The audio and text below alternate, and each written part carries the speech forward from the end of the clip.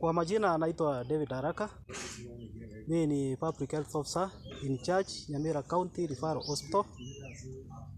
Na ningependa kujulisha umma kwamba kuna miili yenye imekaa kwa mortuary yetu ya Nyamira kwa zaidi ya miaka 2 na hatujui wenyewe.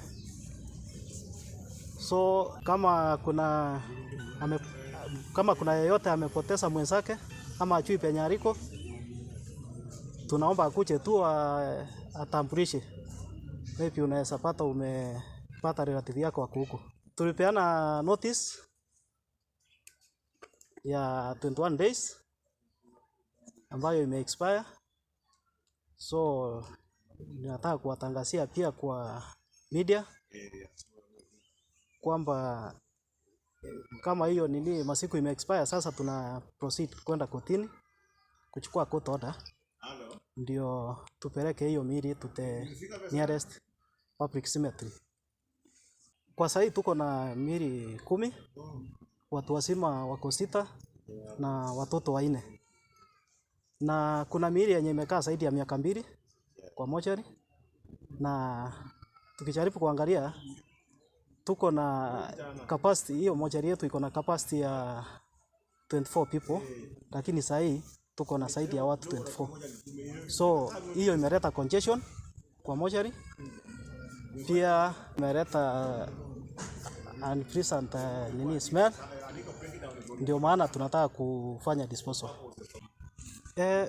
Kuna miili zimetoka katika sehemu mbalimbali. Kuna zenye zimetolewa kwa police stations. Kama sasa kuna yenye ilitolewa Kerenyo police station. Kuna hizo za watoto wenye walitolewa Keroka police station. Na kuna ingine ya prisoner mwenye alitolewa Kisii prisons. Nimepita all the police stations na nimewaserve na notices pia. Pia unaweza pata kuna miili ingine iliyokotwa njiani. So hizo pia sijatambulika. Jina naitwa Robert Ndek. Mimi ni Public Health Officer in charge of Nyamira Township. So hapo kwa hospitali kuna miili imekuja. Ingine ilikuja kama imeoza na huwezi tambulika. Hata ile process ya kuchukua fingerprints ilikuwa challenge because ilikuwa imeoza. For now hiyo miili mingine imekuwa hata skeletons ambayo huwezi jua. So that's why, because imecongest hospitali, that's why tunataka tuitoe kwa hospitali tuende tuitupe ama to dispose of in a public cemetery mahali itapumzika vyema. Abire more than 2 years.